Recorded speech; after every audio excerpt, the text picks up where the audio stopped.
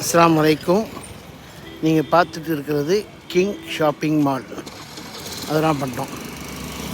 பக்கத்தில் பேக்கரி மகாராஜா. மணி night 9.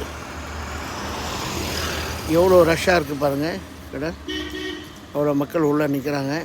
Night 9.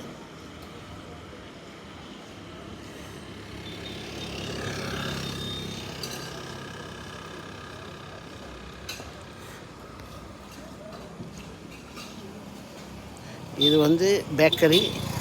அங்கிட்டால juice கடை வாசல்லையே போட்டிருக்காங்க. நல்ல சரியான கூட்டம்.